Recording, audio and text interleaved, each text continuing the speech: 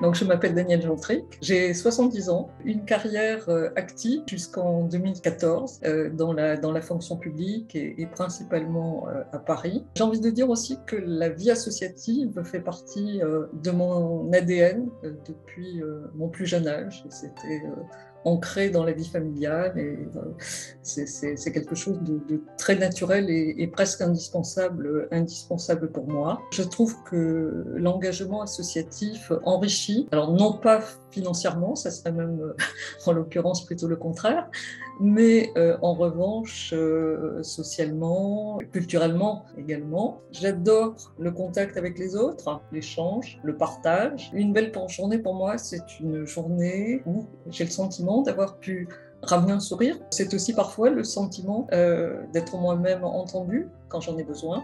Nous avons quitté Paris et sommes installés en Périgord, ma région natale, depuis 2016. Nous avons créé les Foulées Lindoises, première course labellisée Solidaire en peloton, avec tous nos amis, dont quelques-uns sont aujourd'hui devenus des bénévoles ARCEP.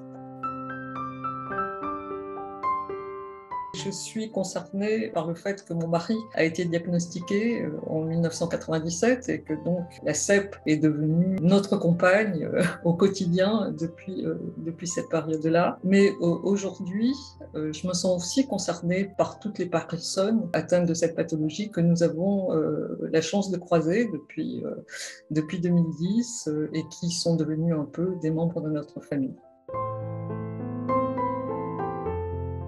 Je suis conjointe d'une personne diagnostiquée sclérose en plaques, mais je ne fais pas mien terme d'aidant, dans la mesure où je pense que c'est un autre type de relation. Donc si en fait la sclérose en plaques envahit parfois un peu notre quotidien, j'ai malgré tout l'impression de vivre, je dirais, de manière tout à fait normale, avec parfois des difficultés un peu plus importantes, mais je pense que c'est le lot de tout le monde à certains moments de la vie.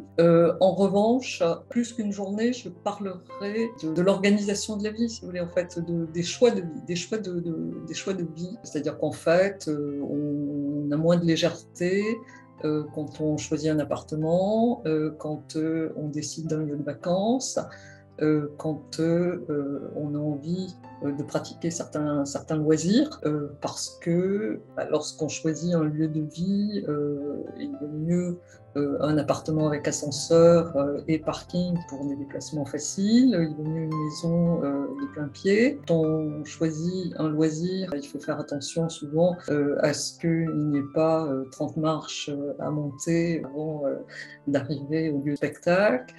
Voilà, il faut choisir des endroits où les difficultés soient adaptées aux possibilités.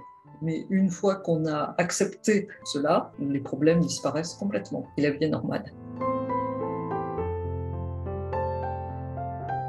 Je me suis adressée à l'ARCEP au début de la maladie de Bernard et ce que j'ai trouvé le plus important, c'est la qualité des informations sur la maladie pensées par le comité médical, parce que ça je crois que c'est un rôle fondamental de la Fondation. On a le sentiment effectivement que soit par le biais des médecins qui sont à l'écoute, qui ont des permanences téléphoniques, j'en ai usé, plus toute la documentation, le congrès des patients qui est un moment essentiel, je crois, de la vie de l'ARCEP et pour aussi les patients et les familles, parce qu'on y trouve une mine d'informations, avec le sentiment aussi de pouvoir poser des questions, ce qui est important. Et puis maintenant, un site qui apporte beaucoup d'informations avec la documentation qui est à la disposition des patients, le site internet qui donne des informations permanentes,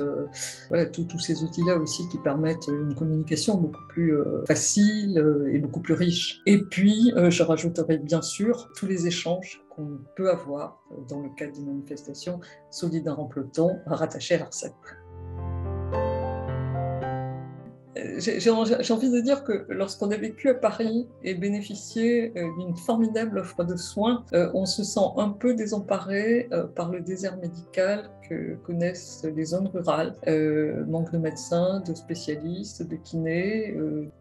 C'est vraiment, pour moi, il y avait une chose importante, mais elle ne concerne pas que les patients CEP, elle concerne aussi, bien sûr, toutes les personnes vivant en zone rurale.